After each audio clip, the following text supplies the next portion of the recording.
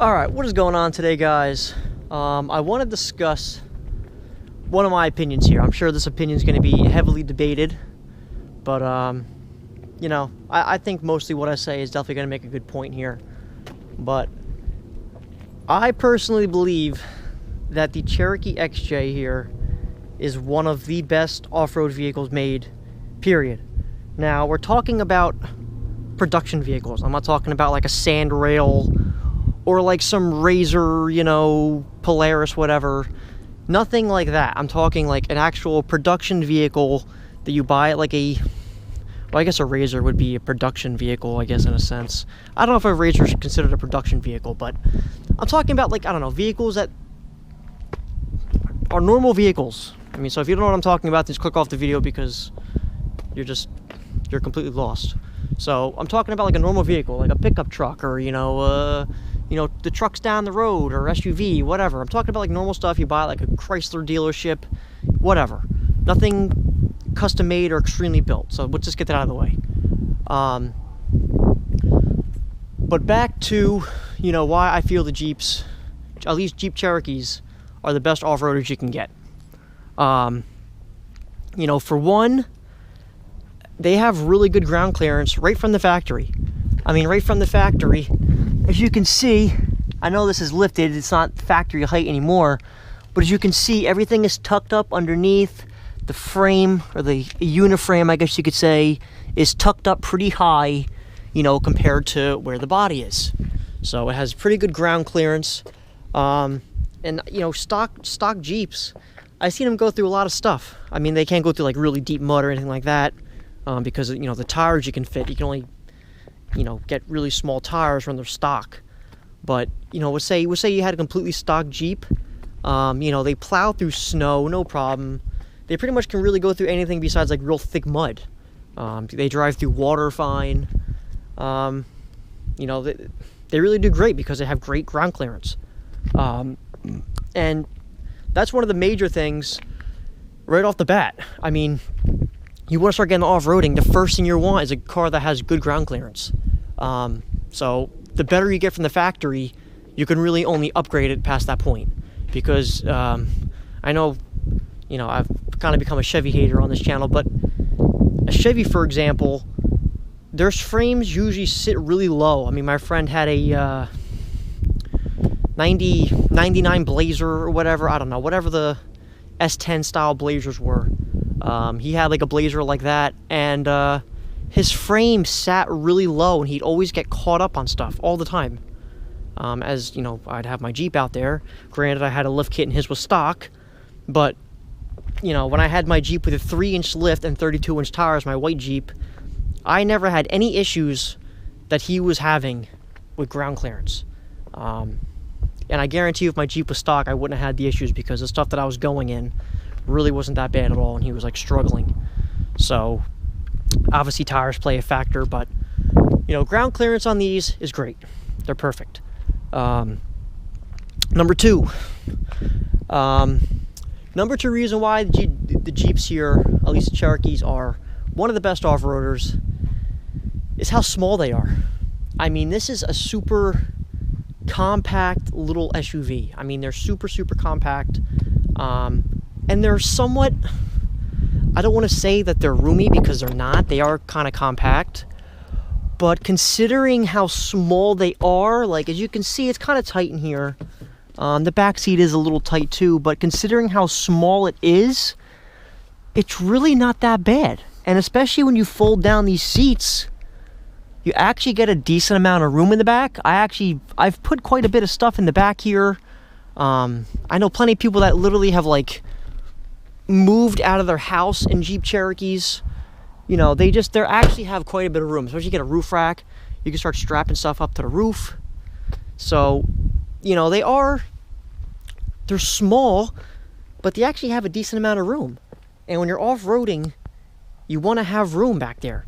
You want to be able to carry stuff, you know, supplies, you know, your rope, you know, your strap, whatever. You want to carry stuff with you, jumper cables, tools. You know, when you go out in the woods, these are all things you want to have. And, you know, the Cherokees here, they actually have very good cargo space for how small they are. And what also is great that they're small is you can fit down super tight trails. I've literally been down trails that my truck couldn't even dream of. I mean, that truck, I would have scratched it up so bad. I would have smacked the fenders and the lights so bad. I mean, it would have been a completely different looking truck. You would have thought that I was driving a truck from like 1950 and was getting ready to get sent to the junkyard. I mean, it's just, these Jeeps are so small. I mean, I fit down quad trails. I've gone down a lot of tight trails. I mean, obviously, as you can see, you know, I got some scratch marks. You know, it does damage your paint, obviously. But considering some of the trails that I've gone down in this, you really shouldn't even be taking a vehicle. So that's, you know, kind of my fault that it has the scratches, because I've kind of gone down some trails that really you shouldn't even go down with a Jeep. But, you know, the compactness, you know, they're so like nimble. They're little nimble SUVs, you know. It really, I don't know, it's great. I mean, you know, there's situations where you're driving down a trail and you have to turn around. If the trail is tight enough, if you're driving a truck or any type of smaller SUV like this, you're going to be screwed. You know, as this, you can easily just, you know, do a little K-turn, you know, maybe, obviously, depending on how tight the trail is, you have to, you know, back up and drive a couple times or whatever. But most likely, if you're down a trail that you can actually drive down, most likely you'll be able to turn around on the same exact trail. And that can't be said for a lot of SUVs and stuff. Now, granted, there are SUVs that are small enough. You know, Wranglers are small enough. And I'm going to get into the Wranglers in a second. But, you know, there's a lot of smaller SUVs. But they're not going to offer you everything that the Cherokee offers. And that's going to lead me into the third thing. And that is the aftermarket support. Sorry for the wind. I'm going to try to block it out. But the aftermarket support on these is bar none. There is so much stuff aftermarket for the Cherokees. I mean, you can literally get parts that resemble completely stock. You can restore it back to the way it was from the factory. Or you could go so over the top with aftermarket stuff, you won't even recognize that it's even a Cherokee to begin with. And that is not a joke, guys. I mean, you can make these things so wild and crazy, so much aftermarket stuff. And the Cherokee is definitely one of the most customizable vehicles in any category. I mean, I'm talking more than like sports cars. I'm talking more than trucks. Anything. Just vehicles in general. The Cherokees are definitely one of the most customizable vehicles, period. You know, there's some that are equal to it. Maybe some that have a little bit more aftermarket stuff. But a Cherokee is definitely top 5, you know, most customizable vehicle. There are so many companies to choose from. There's so much info on these too, which will lead me into the next thing. But there's so much info on these. You can really go stock, mild, wild, insane, whatever. You want to do it, there's something available. Now, if there's another vehicle, you know, there are some weak points in these. You know, for one, the stock axles are kind of the Dana 30 is pretty decent. As long as you don't run like past a 37-inch tire. Anything past a 37, you're really pushing it. For me, for my Jeep, for example, I have a Dana 35, which is a really garbage axle. Especially the fact that I'm running 35-inch tires, so I'm sure my axle will eventually completely just blow up on me. You know, also the steering boxes in these are a little weak, especially if you start running big tires. So there are some shortcomings of the Jeep, but with the aftermarket stuff, you can make them so strong and all the weak points can be fixed. You know, these are a unibody or a uniframe. You know, I have stiffeners on here. My frame is nice and strong now. You know, I don't have an upgraded steering box, but I do have the steering box. You know, I have unibody stiffeners up here, which stiffens the box, so I don't have to worry about my you know, the box like ripping out of my frame. You know, things like that. It's just anything that is weak in these or is somewhat of a problem can be fixed at aftermarket stuff. So whether you want to just upgrade or if it's something that's kind of a necessity, there's an aftermarket part for it. Number 4 reason why, I don't know if I'm actually going to have a specific number, but, you know, number 4 reason why I feel the Cherokees are the best off-roaders is is the knowledge on these. I mean, sure, you might be able to make a really nice, Ford Explorer into an off-roader, or, maybe like a really nice Chevy Blazer or something. Like an S10 Blazer like I was talking about before. I'm sure there's plenty of cool Blazers out there and stuff that they are capable off-road and stuff. But when it comes to the forum, the knowledge, the stuff that people have done to them, experiments, like people, will buy these and do different experiments to see what works, what doesn't work. The Cherokees are one of the most done up off-road vehicles there is. I mean, anytime I ever go out in the woods, there's at least another Cherokee, at least one out of a group of people. I mean, I don't think there's ever been a time where I'm the only Cherokee out there. You at least always see one out there. Sometimes you'll see literally a whole fleet. You'll see 5 or 6, a whole group of friends all rocking Cherokees. The knowledge on these is like, there's not a single problem that these get that someone hasn't encountered or dealt with, or doesn't have a fix for. So even if you have some type of issue or something, should be no problem trying to figure out what it is. There's just so much knowledge on them. Like I said, I mean, there's so many people that have done things to them, experimented with them, tried different things, new parts, a whole bunch of aftermarket stuff, yada yada, whatever. And just, if you want to make, let's say you bought one stock and you want to build it up, all you got to do is go on the forums, be like, hey, listen, I'm looking to build a Jeep with this lift kit, and I want to run this size tire. What do you guys recommend? You could literally build an entire Jeep just by looking at a forum, by looking at what everyone else has done, and what's going to work, what's not going to work. So you can literally get into off-roading without spending an arm and a leg, because you already know, what's going to be bad and what's going to be good. And I guess the number 5, I guess on the kind of the 5th reason, and the last reason why I feel why the Cherokees here are the best off-roaders is the simplicity and the reliability of them. In my situation, I had the AX15, which is the 5-speed manual. I do have the 4.0, the 6-liter, not the 6-liter, the 4-liter straight 6. So, this is a proven drivetrain. Especially the motor.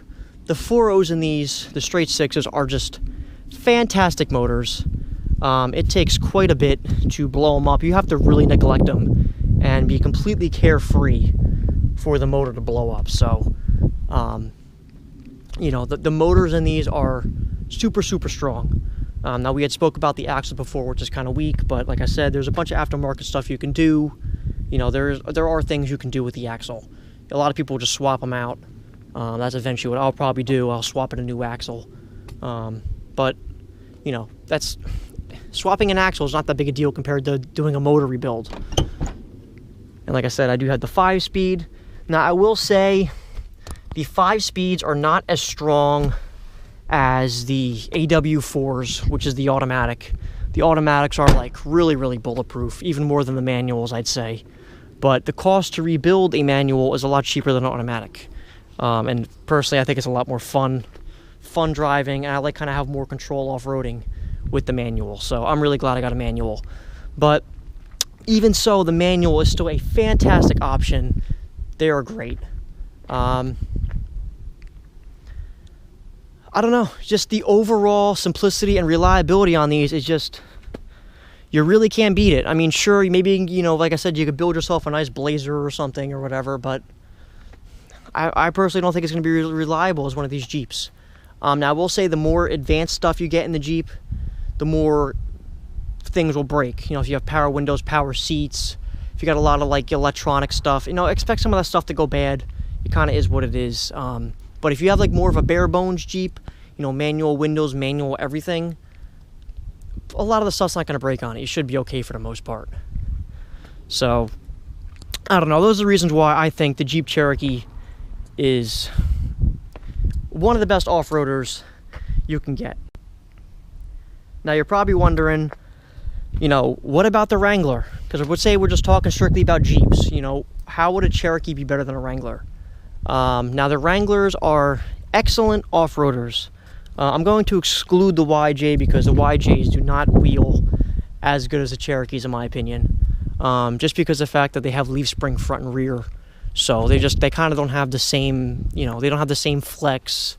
They ride a lot rougher. So the YJs, we're just going to exclude them. I think most people would agree that the Cherokee is a better off-roader than a YJ. So we're mainly going to be talking about the current, Jeeps, the JLs, and we're going to talk about the JKs and the TJs. And why I feel that the Cherokees are better off-roaders than a TJ or a JK or JL is simply the price. TJs are pretty expensive for what they are. They have less room. You can't carry as much stuff in a TJ. I mean, I don't know if you've ever seen the back of a TJ, but this whole hatch area here is non-existent in a TJ. I mean, it would literally be like here. So like where my bag is, about this space.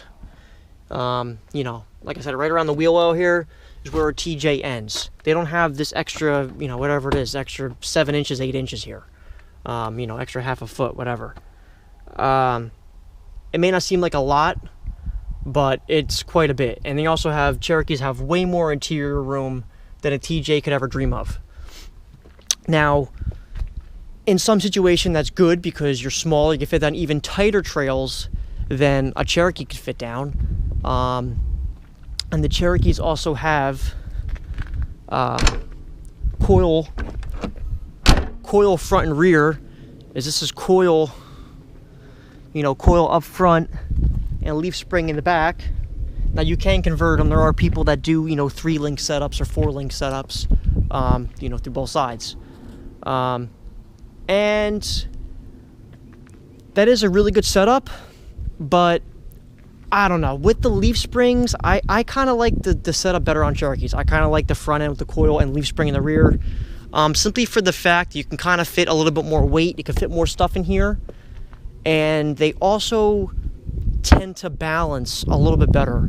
Now, I wouldn't have as much flex. In the front, I would have the same flex as a TJ or a JK or something, a JL, because they all have coil front and rear. As a Cherokee is like a hybrid, it has both. So they have a little bit more flex over me, but I feel like the Cherokees are a little bit more stable. The leaf springs definitely help with keeping the vehicle from not like tipping over. That's just my opinion. I'm sure people can have different opinions on it, but I don't know. That's how I feel when I drive in a Cherokee. I feel like it's more stable that way. So in that sense, I guess it wouldn't be as good an off-roader if you want the best flex you can get. But that is really the only downside that I see, to these Jeeps, to the Cherokees here.